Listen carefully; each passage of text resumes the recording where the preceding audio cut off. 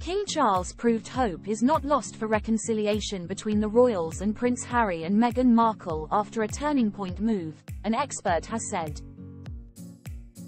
The Sussexes are still said to have a rocky relationship with many of their royal relatives following their dramatic departure from the UK and the string of bombshells they dropped about their time in the firm in the likes of their Netflix series and Harry's memoir Spare. This meant that when the royals gathered to celebrate Christmas last month in Sandringham, Harry and Meghan were not among them, and they instead stayed in California with their children Prince Archie and Princess Lilibet. However, when the royals did appear on Christmas Day for their annual walk to church at Sandringham, there was one surprise inclusion in their party. For the first time in more than 30 years, Sarah, Duchess of York, joined them. The former wife of Prince Andrew had been cast out from the firm amid her toe-sucking scandal in the 1990s and fell deeply into debt. But she has won plaudits in recent months for her battle with breast cancer, praised for speaking openly about her treatment and setting an example for other women to get screened, and also lives with her ex-husband at his Windsor home Royal Lodge.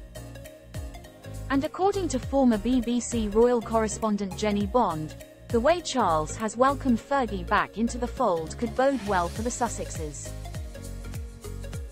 She told OK! magazine, "If Sarah can be welcomed back after 30 years, hope is never lost for a reconciliation between father and son. We know that Eugenie has maintained a close relationship with Harry. Perhaps Sarah could act as a mentor to help him reconcile with his father." It was a significant illustration of the king putting into practice what he preaches. If he tells us all to treat others as we would wish to be treated, then it is helpful if we see him extending friendship and forgiveness to Sarah. And it does suggest that all is not lost with Harry and Meghan.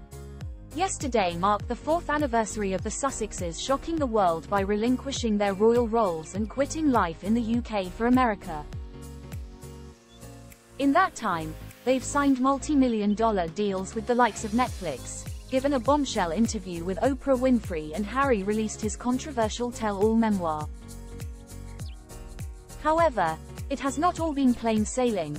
With the deal with Spotify cancelled last year, their relationship with the royal family still rocky and questions abounding over what the next career moves will be.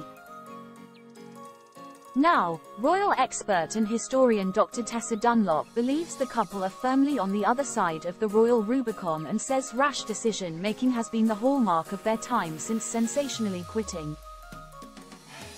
She told The Mirror, "It is 4 years since Harry and Meghan left the royal family. So long ago that even the term Megsy feels dated. It always had sexist connotations. But for the Sussexes, time has flown. 3 different countries, that Oprah truth dump, a baby girl, Spare, that record-breaking book and a couple of landmark court cases, not to mention the world's most public family fallout. The end result is a couple who have planted themselves firmly on the other side of the royal Rubicon. For better or for worse. Now is when it gets hard. The dust has settled with the zeitgeist moving away from royalty after a bumper 2 years of death, scandal and kingship. Where does that leave the Sussexes and their brand? I expect privately they may well be wondering the same. Rash decision-making has been the hallmark of the last 4 years. It started impulsively. The world discovered they were stepping aside as senior royals on Instagram before the late Queen was given the heads up. And things haven't improved. The Oprah bonanza, who really profited from that interview. A Netflix series renowned for its revelations, not its production values. No, I'm not talking about Heart of Invictus, ditto an explosive biography.